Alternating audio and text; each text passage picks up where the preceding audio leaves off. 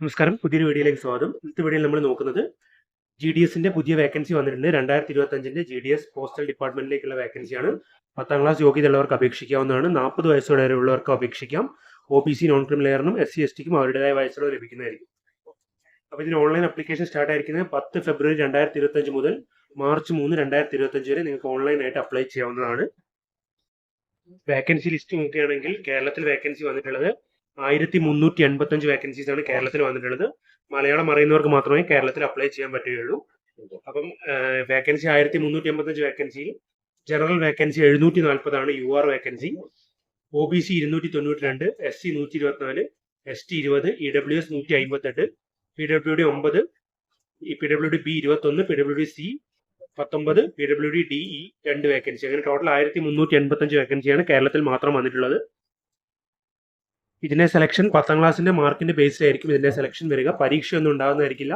നിങ്ങളുടെ 10th മാർക്കിന്റെ ബേസിലായിരിക്കും selection. ഇതിന് വേണ്ട അപ്ലിക്കേഷൻ ഫീസ് പറഞ്ഞാൽ 100 രൂപയാണ് അപ്ലിക്കേഷൻ ഫീസ് വരുന്നത്.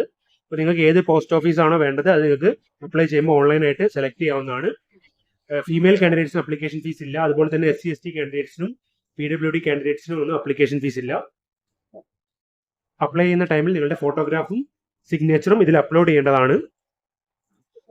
ഈ GDS പോസ്റ്റിലേക്ക് വന്ന വേക്കൻസി വന്ന ബ്രാഞ്ച് പോസ്റ്റ് മാസ്റ്റർ BPMന്റെയും അസിസ്റ്റന്റ് ബ്രാഞ്ച് പോസ്റ്റ് മാസ്റ്റർ ABPMന്റെയും വേക്കൻസീസ് ആണ്. പിന്നെ ഡാർക്ക് സേവകന്റെയും വേക്കൻസി, ഇങ്ങനെ 3 കാറ്റഗറി വേക്കൻസീസ് ആണ് വന്നിട്ടുള്ളത്. BPMന്റെ സാലറി പറയുന്നത് 12,000 മുതൽ 29,380 രൂപയാണ്.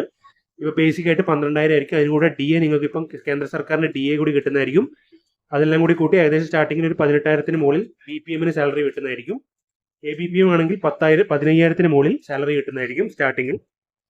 ഏജ് ലിമിറ്റ് നേരത്തെ പറഞ്ഞ പോലെ 18 മുതൽ 40 വയസ്സ് വരെയുള്ളവർക്കാണ് അപേക്ഷിക്കാൻ പറ്റുക.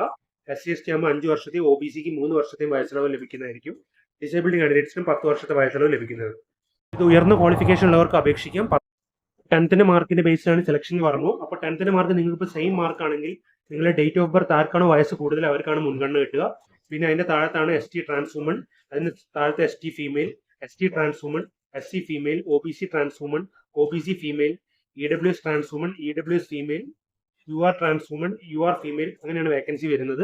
ഓർഡർ. അപ്പോൾ ആദ്യം ഫീമെയിൽ കാൻഡിഡേറ്റ്സ് ആണ് മുൻഗണന കിട്ടുക നിങ്ങൾ സെയിം മാർക്ക് ആണെങ്കിൽ. പിന്നീടാണ് മെയിൽ കാൻഡിഡേറ്റ്സിന് കിട്ടുക. ഫസ്റ്റ് പ്രിഫറൻസ് കിട്ടുക ഡേറ്റ് ഓഫ് ബർത്ത് വയസ്സ് കൂടുതലുള്ളവർക്കാണ് മുൻഗണന കിട്ടുക.